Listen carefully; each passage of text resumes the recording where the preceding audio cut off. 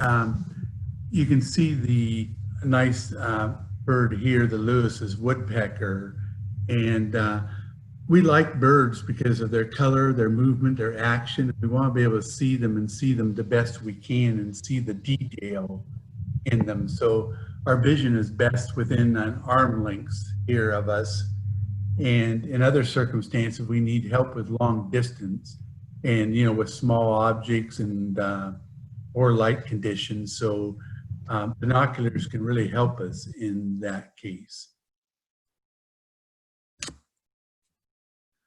So optics for birding, you want binoculars that are easy to look through, that you can handle easy and you can focus easily.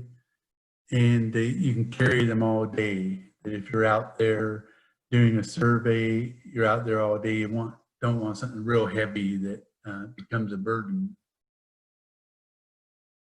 And of course, you want the brightest, sharpest, and most vivid view of the bird your money can buy. And as it notes down there, only you know what your money situation is and what you can afford. Now, weight can become quite an issue. I know before, when I didn't have these bino harnesses that I had them strapped around my neck, and it really pulled down on my neck, and I usually had neck pain after that, after a few hours. So you want something that's easy to use. And I think the first caveat about buying binoculars is never buy a pair of binoculars without trying them out.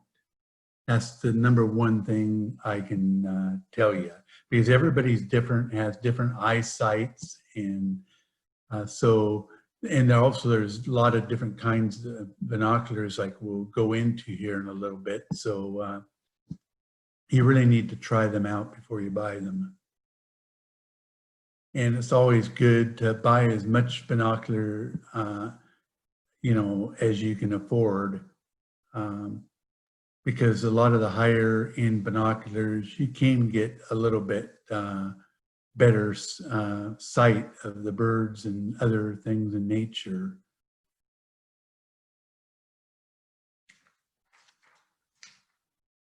So let's go into, when does it matter what binoculars you have? Well, if you start to get to twilight and it starts to get darker, the clouds come over, you might have a difficult seeing. Blue looks black, red and green are gray. Many times, even on a clear day, if you're trying to look into far distance, you'll need binoculars. Also, as we know, many of the birds, some of the chickadees and the kinglets and stuff will stay inside the trees and barely give you a glimpse of them. There's leaves and branches in the way. So binoculars can really help you hone in on the bird.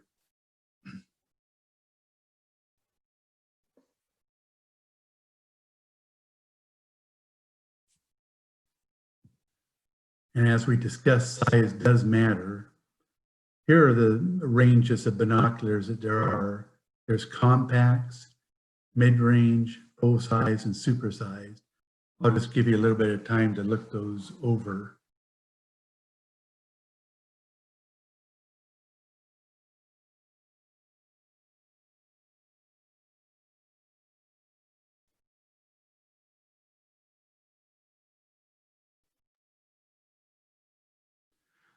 So as we said, a little more performance can make a big difference while you're bird watching, and it's definitely a personal preference. For each person's eyes are different, and it's hard to make these features quantifiable. Resolution, better focus, and in relationship to the money you spend, that's why you really need to try them out. For example, I have a pair of Vortex Viper HD binoculars, and I wanted to try some Swarovski binoculars. I heard they're really good. They are expensive, around $2,700. So I went to Portland Audubon, got a pair of Swarovskis. Luckily, they give you like 7 to 10 days to try them out, and you can return them. Well, I went out and tried them in the fields quite a few times, and in reality, I could see better with my $500 Viper binoculars than I could with the Swarovskis. So I took them back. And that's just a good thing to show how it can differ between different people's eyes.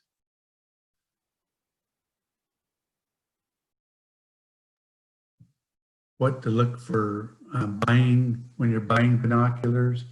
Well, the numbers. 8x42s is one of the most common for birding. There's also 10x42s. I'll get my binoculars here, and hopefully you'll be able to see this. I'll hold it up to the camera. But here, the 42, that's the size of the objective lenses here, the big part. The magnification comes here from the lenses. Here, this is where the magnification comes from. And one of the key things here with the larger the objective lens is, the more light that will get into it, giving you a brighter picture of what you see. Also, you'll want to see field of view, or the angle of view, and basically the field of view here, I'll read a definition. The field of view is how wide an area is encompassed in the binocular's image. It can be expressed as a width or in degrees, like 1,000 yards. So as you're looking out over the field, you can see a field of view, how large it gets, up to 1,000 yards. And so it depends on the eyepiece as to what the field of view would be. Also, when you're looking at binoculars, you want a single, here you can see the focusing knob. It's best to have a single focusing knob. It's hard in the field if you're trying to use two different knobs and to get the adjustment. Also look for eye relief. Usually 15 to 20 is the number. We'll go into that in a little more detail in a little bit. Also, you'll want to look at the optical glass. ED and HD are two of the higher quality types of glass. And also look for the coatings on the binocular glass, where there's multi-layer and anti-reflective. We'll get into those a little bit more too, and whether they're waterproof. Here in Oregon, we definitely need binoculars that are waterproof. And they do that by using nitrogen to purge them.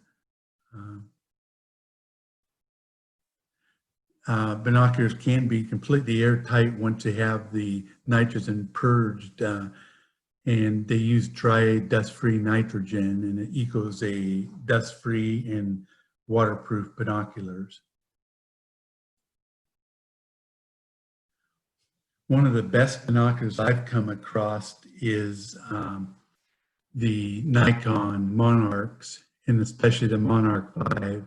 It's one of the top ones represented by Cornell Lab of Ornithology.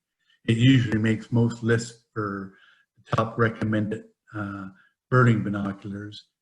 And right now, Portland Audubon, you can get them for $279 if you remember. Some other place you can get them for $299, but we'll get more into that in a little bit.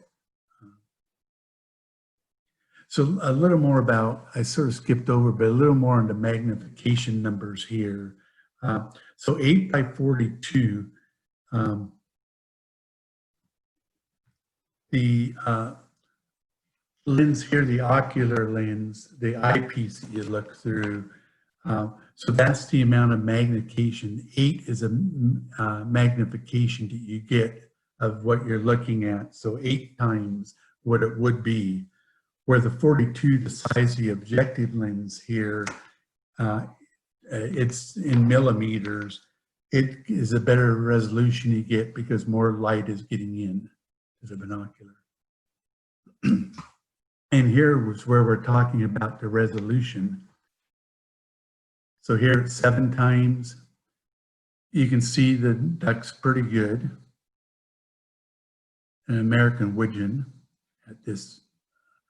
Here in the middle is 8 times. That makes it look 8 times closer to you than it is.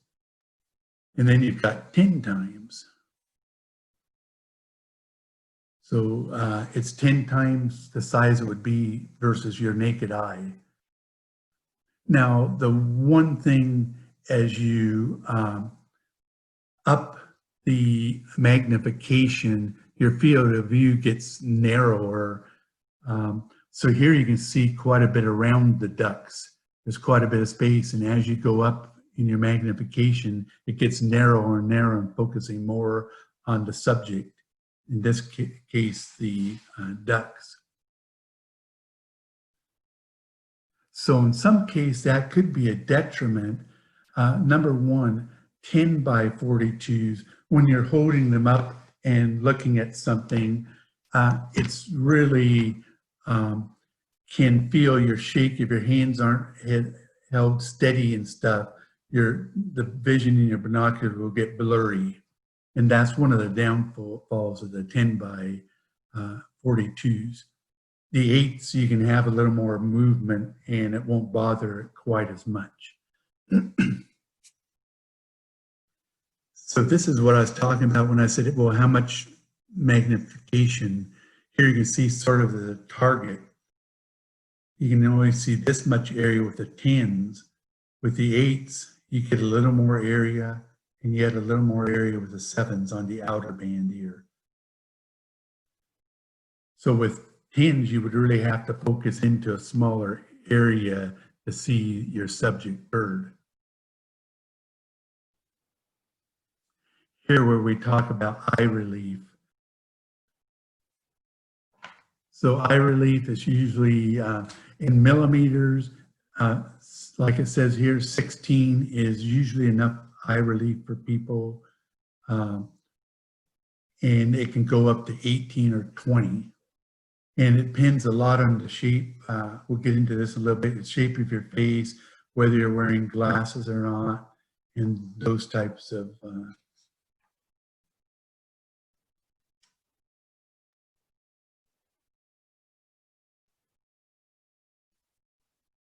So eye relief, that's the measurement from the rear of the lenses to your eye. Now, so if you're wearing eyeglasses, you have the cups turned down here because your glasses are taking up a little room and you're further away from the part that helps you see through the binoculars, where if you're not wearing glasses, you would turn these cups out and look through them. And that way your eyes are about the same distance as they would be if you had them down wearing glasses. The binoculars will measure that, and it helps with your vision. What happens if you don't have this proper eye relief in your binoculars, then some of the image will be cut off. You only see part of the bird, for example, or part of the image you're looking at. So like we said, eye relief should be 15 to 20 millimeters. So also you want to buy a pair of binoculars made of good materials. The quality of the glass and the coatings that it has can make a big difference in your binoculars. Binoculars have about 18 glass pieces in them, and they must be properly cut, polished, and all aligned in such a way that they all work together. There's a lot of workmanship that goes into it. And a good coating, multi-coating, there's 5 to 6 coatings put on the binoculars to help with anti-reflective and to get a clear image. Here's sort of about how the glass works. White light breaks into the primary colors as it passes through the lenses. And depending on the glass and the binoculars, you can have fringing here depending on your binoculars and your eyesight. Glass is very important for the quality of the image that you're going to see. focus, as we said earlier, consideration. The focus ring, best to have the single focus ring here. And the higher price binoculars usually have it where you can turn this focus ring only one turn and it will focus in on the subject, where some of the less expensive ones, it takes 1.5 to 2 turns to get it in place where you can get a better image of what you're looking at. And so that's very important when you're out in the field.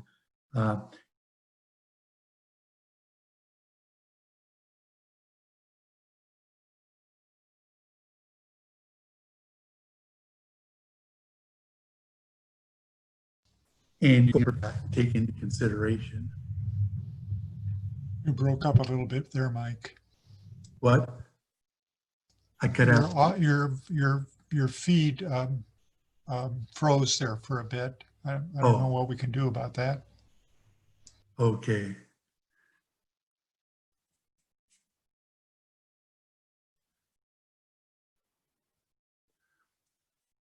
So binocular setup, we're going to talk a little about binocular setup here.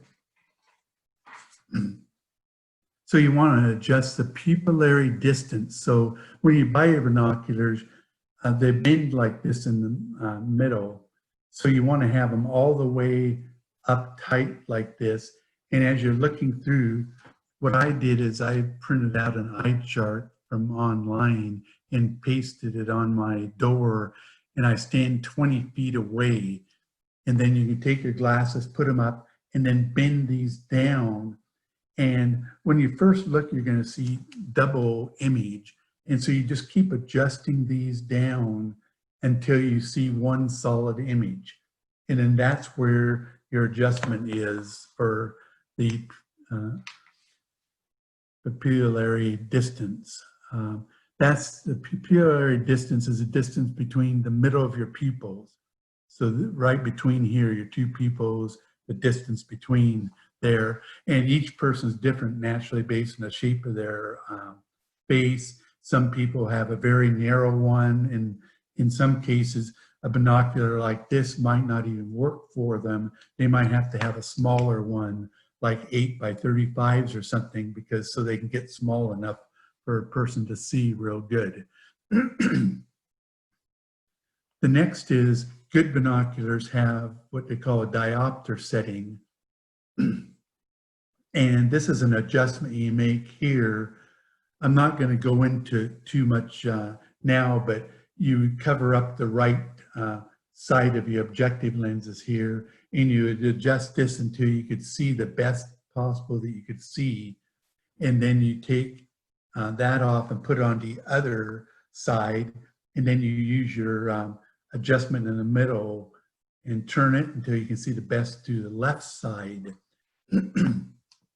And that's the way you get your binoculars to adjust it for your own eyesight. But they give directions in the box usually on how to do that.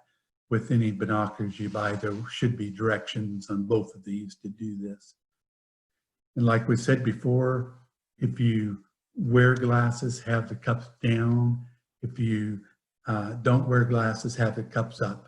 You can adjust them if you're having any difficulty. They can adjust down part way, and you might test that out if you can't see real good with them completely up or down. Also, you'll want to, the grip is important.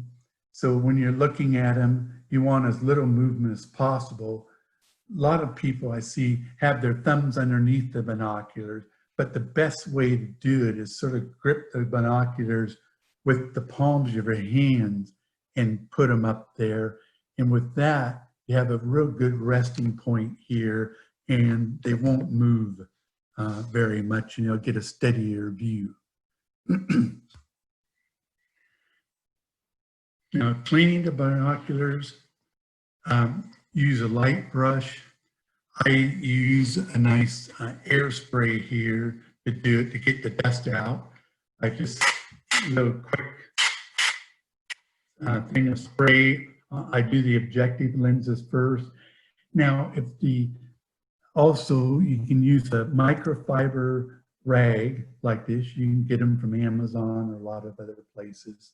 But I do the objective lenses, but the objective lenses are pretty clean, and all there is a little dust. I spray them off, and I try not to fool with the objective lenses that much. If they aren't dirty, I try not to fool with them. Now, with the eyepieces here, I usually leave them out and do a little spray to get the dust out. Then I turn them down, and most of the time they'll have a little bit of gunk on them because if they're close to your eyes, your eyelashes are hitting them. And so then you can just use a microfiber cloth and just wipe them off each side. Sometimes if it's too much gunk on it, you can just blow on them with your breath a little, just blow on them and then clean them off. And then I also, my caps here, I take those and I blow the dust out of them too. And then that way it's real important to keep your binoculars clean. The main thing is don't use the brafies or these lens pins. A lot of people say you shouldn't use those little lens pins either. You can use a brush onto one end of them, but the lens pin, after you've used it a few times, a bunch of grit and sand is in there or whatever you have on your binoculars, and it'll just keep rubbing on your binoculars your next use. So that's a little bit on cleaning. Some binocular brands, some of the top of the line are Zeiss and Swarovski. The bottom part of the line is the Terra here, and then Conquest is a midline for Zeiss, and then Victory is the high line. They can cost anywhere from $500 to $3,000. The same with Swarovski, about the same prices. Vortex is sort of a middle of the line. You can get some lower price one in the $200 range, Diamondbacks. The Vipers are about $500 to $600, and the Razors can go up to about $1,000. Nikon, which is good entry-level binoculars, there's the beginning Trailblazer ones, but I really like the Monarch 5, seem to be the best overall binocular. But as I said before, try them out. The Monarch 5 could not be the best ones for you, so try out a variety of binoculars.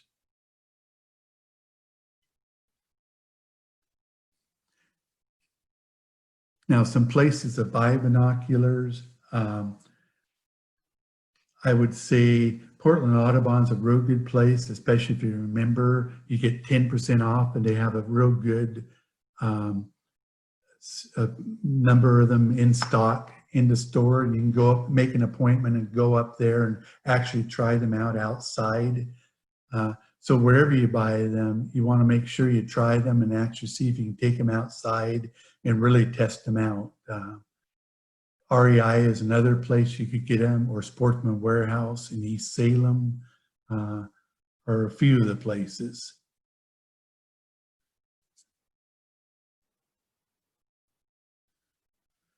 So the final word, this is from Zeiss in a presentation I saw from Zeiss on binoculars.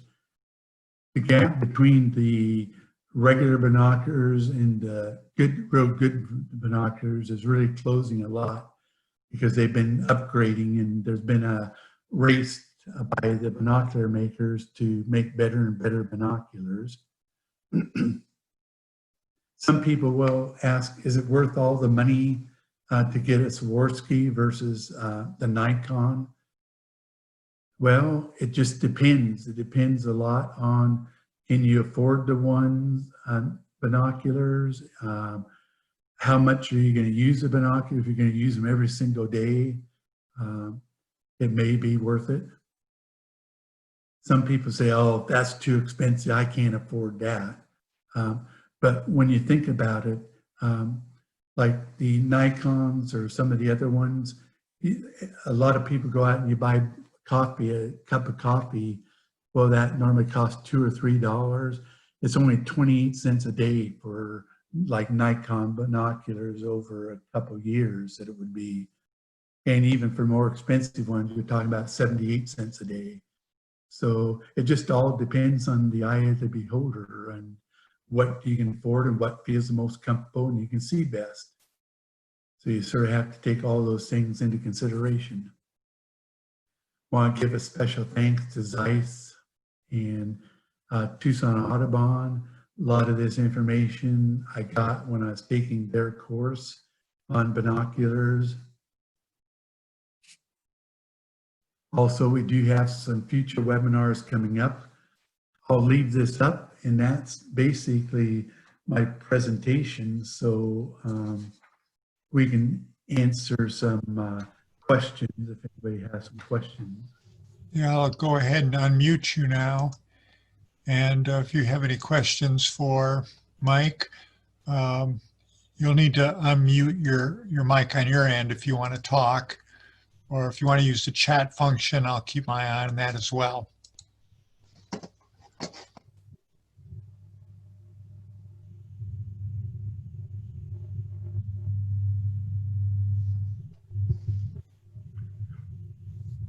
I'll add right now then that some other resources that you can use to get more information on binoculars, birdwatching.com, Cornell Lab of Ornithology.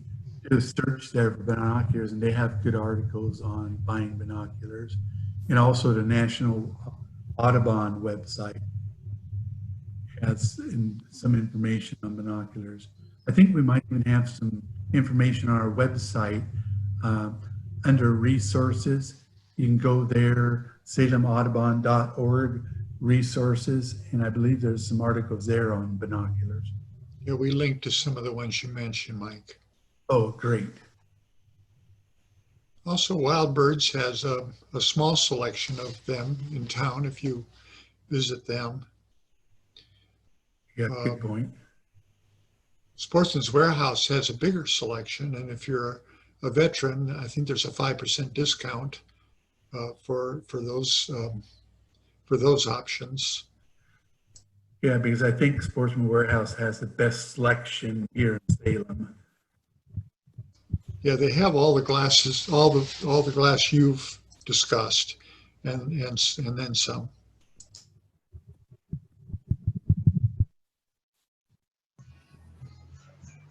Are we unmuted? Yes, you are right now. You can. Okay. I was going to try and type a question, but it'd probably be easier just to say it. When you showed the size chart, the compacts, the mid-range, the full size, the super size, if you got the super sized for low light, would that work just as well for all the other uses too, or are there specific uses for specific binoculars and you would need different pairs? Does that make sense? I think you would need different pairs. I mean, oops, it went off of that. Here we go. I brought up that size matters.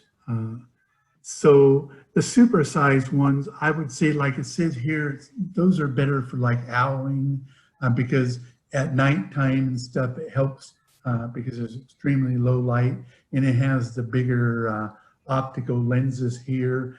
It's good for owling and for like astronomy because you're out there at night looking at stars. I would say you want to stick to the mid-range to full size for bird watching. Thank you. Melanie asks if you have any advice for trying to get birds to show themselves, attracting them. Oh, to track them? Yes. The best advice I have is, I know when I'm out there, the best thing you can do is if you can see the bird with your eyes, look and focus on the bird and keep your eyes on the bird and then bring your binoculars up to your eyes to see the bird. That's the way I was taught, and it seems to be a good thing that works well. Of course, you can, sometimes when you hear a bird up there, a lot of times, in fact, 75 to 80% of the times, we don't see the bird, we only hear it. And you can sort of hear the direction the bird is coming from. Well, in that case, then you'd want to bring up your binoculars and sort of try to scan the trees from where you're seeing or hearing the bird from.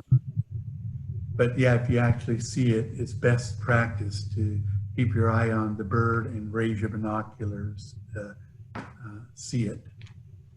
I have a question about that. If you're trying to find a bird and your field of vision isn't super wide, it's so easy to just sort of look blindly around where you thought you saw it. Do you have any tips for that?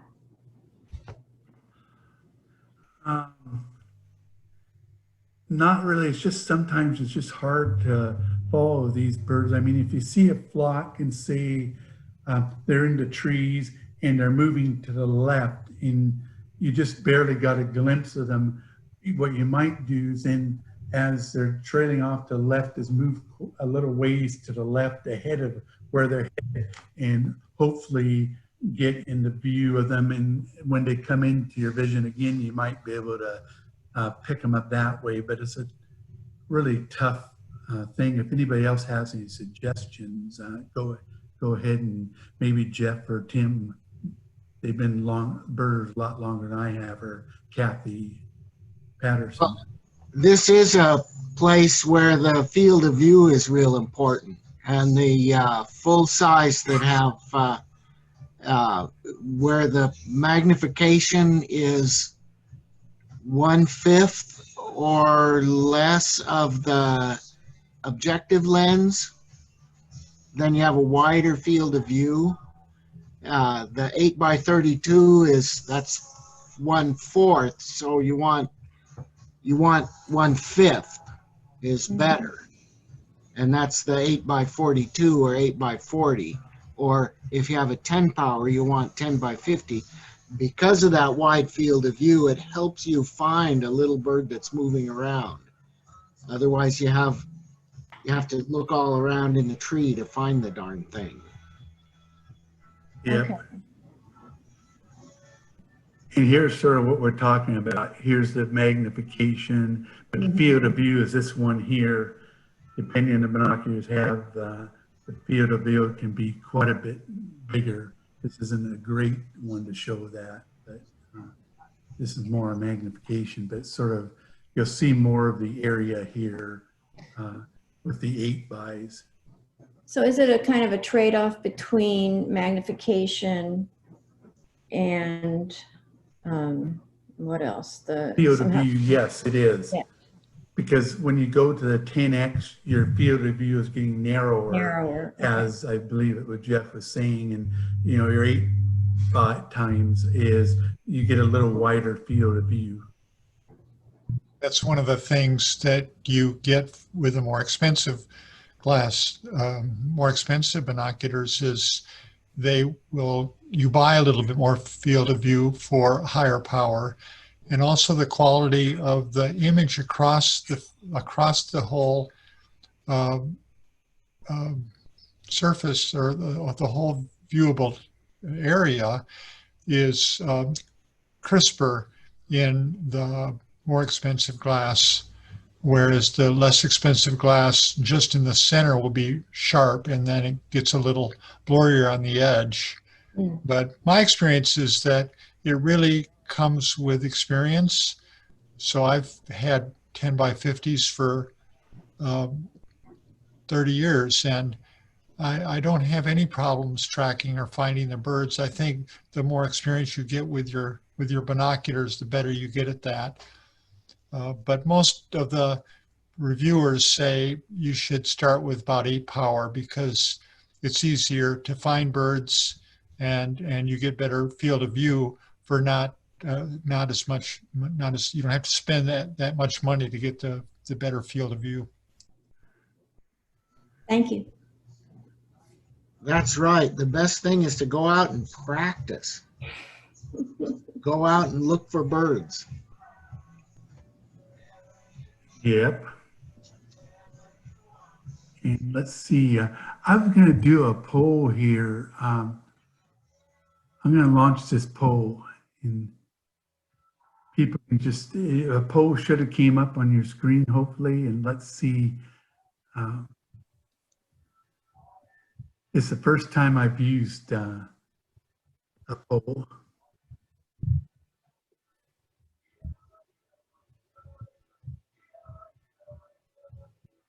We've had 4 responses, Yep. Okay. 5 one person. responses, 6. There's 10 of you, so don't be shy.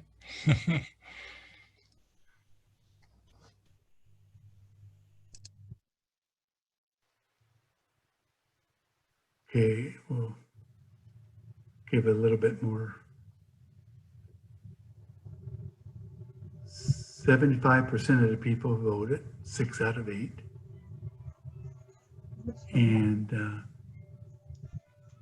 okay, so I'll end the polling. So it ended up 5 said yes, that they have binoculars, 1 said no. And actually, I have about 4 pairs. Kathy Patterson has raised her hand.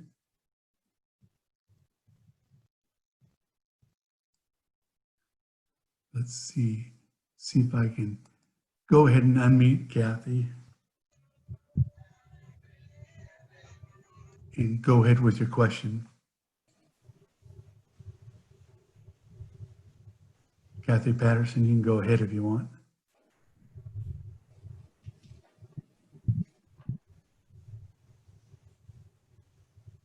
Kathy, did you have a question, or were you just responding to the poll with raising your hand? Your mic is open.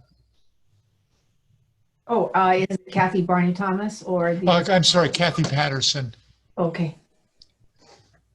Unless for some reason, Kathy, the mic is not working on your end. It looks like you have the capability of talking if your computer allows for that. Okay. Oh, she was saying she didn't see the poll for some reason. Kathy Patterson didn't. Interesting. Well, that's why we were trying to try it out and see if there was issues. And let's see, any other questions?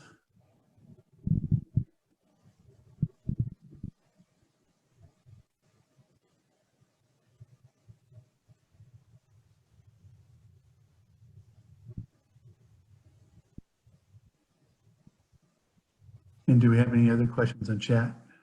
I don't, oh, we have one more here. Okay. Melanie says she said no to the poll asking if the participants have binoculars because she doesn't have any birding glasses. She does have some other types of glass.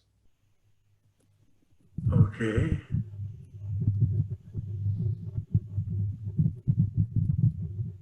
So she's asking again about a starting pair of binoculars.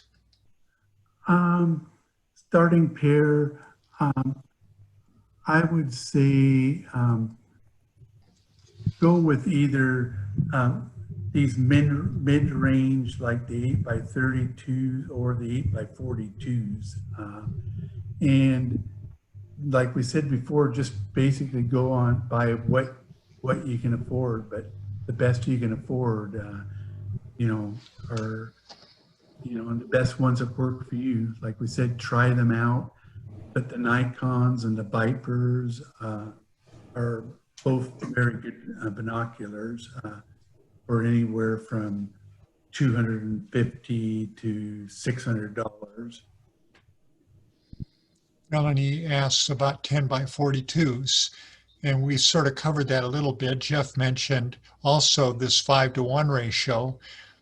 Conventional wisdom is that you want to have an objective lens that's 5 times the size of your eyepiece.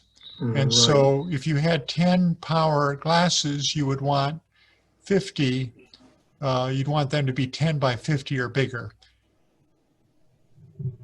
So Right. with that usually comes cost and also weight. So I think that's why most people opt for 8 by 40 or 8 by 42, because then you have that 5-to-1 ratio and you have lighter glasses. And usually, even for the same price, you get better quality optics because it costs less to manufacture those glasses than it does the 10 by 50s. And I think like we have in the slide, size matters, that it says under full size that these are typically the best for all around use. If you want one pair just that you can use for pretty much everything, I think the full size 8 by 42s are the best combination. The mid-range 8 by 42s, they would work too, but that's like Jeff said, that's only 4 times, you know, the objective lens versus the eyepiece.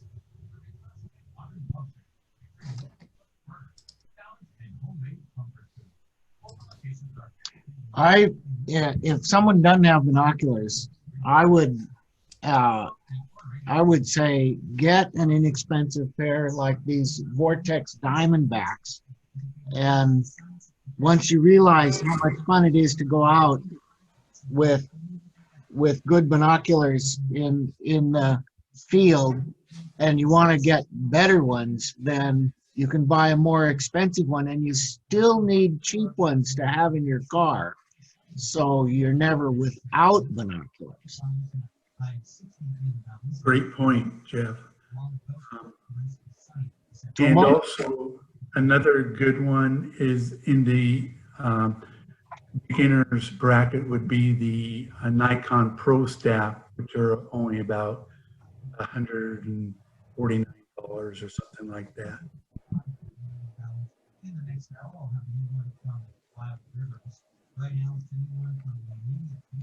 In the old days, I used to have a pair of really small ones for emergencies. And even when I used to carry them in my briefcase, so if I was in a meeting, I could snap them out and see something if there was out the window. Wow, that's cool. Hillary asked, excuse me, Hillary asked if there's anyone in the area who works on binoculars. Boy, I don't, and that's one thing we mentioned in buying binoculars. Another nice thing, Nikon has a 25-year warranty, and Vortex and Swarovski and a lot of the other higher price ones where you pay $2,000 plus have lifetime warranties. So even on my Vortex Vipers that I paid about $589 for, they have a lifetime warranty, and I've sent them in twice. Once the glass got a little blurry and the turning things here, my eye cup wouldn't turn down and they got stuck, and I sent them back and they fixed that, and they run them through different repairs and make them like new, basically. Yeah, those lifetime warranties can really pay off. I have a pair of binoculars that happened to, Mike, what you just described, and they did not have lifetime warranty. I sent them in, and the cost to repair them was as much as a new pair of binoculars. So you do lose them though for a period of time, you know, maybe several weeks. So there's another reason to have a backup pair of binoculars just in case you have to send your good ones in for some repair. Right, because I know that you send Nikon down to Los Angeles and you send the Vortex, I know, to a place in Wisconsin. So it does take some time to get them back. And I think someone else was going to say something. Yeah, it was me. the question about where to get things repaired was actually one that was relevant to me, because a year ago, my mother gave me my grandfather's binoculars, which were Swift Neptune Mark II.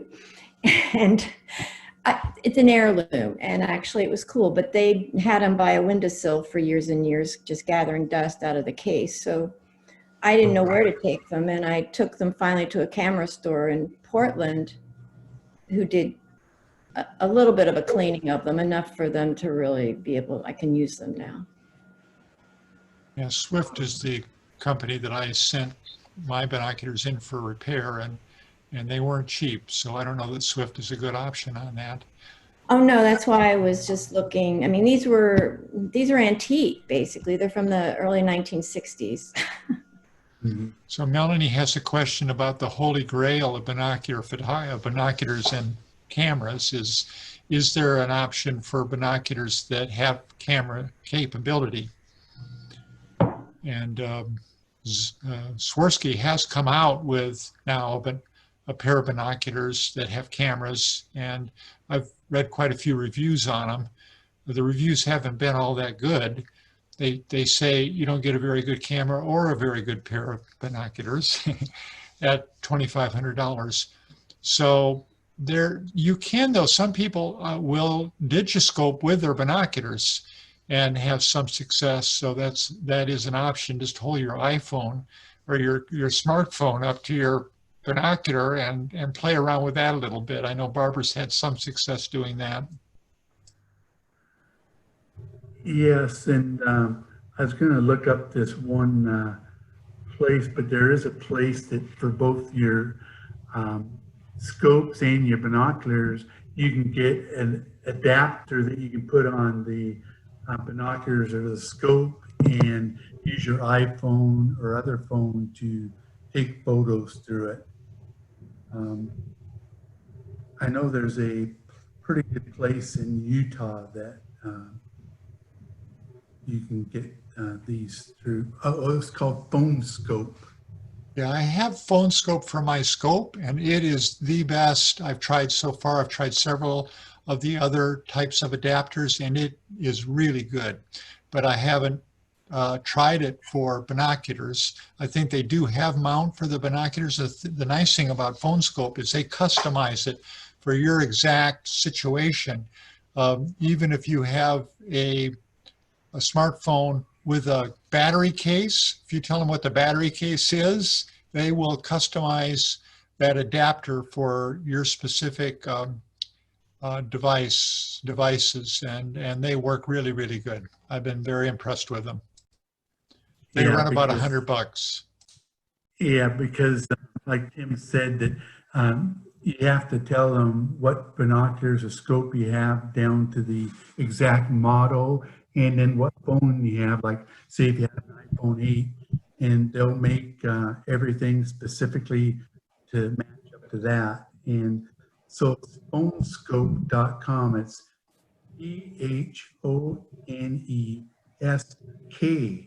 PHONESKOPE.com.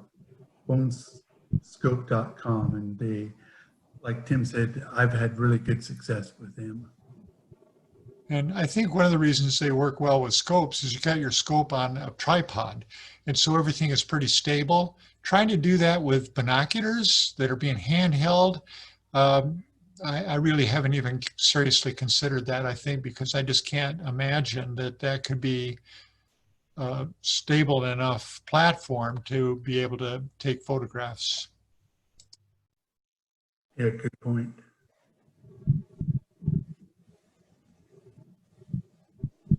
That's my feeling too, that it would just be weird, but I've seen it done, and I've seen good photographs taken through binoculars. I just don't know how they do it.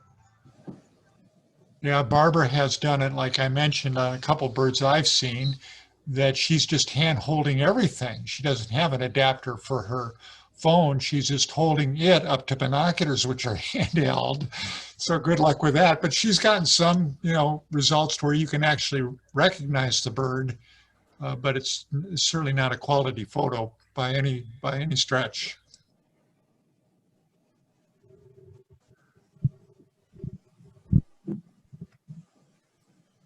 Any other questions or comments?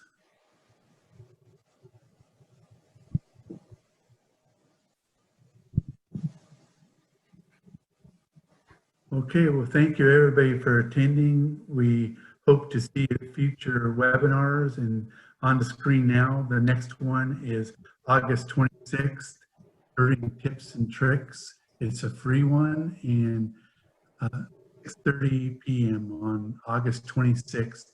We'll share with you some tips for seeing birds and tricks trying to see the birds and different things you can try.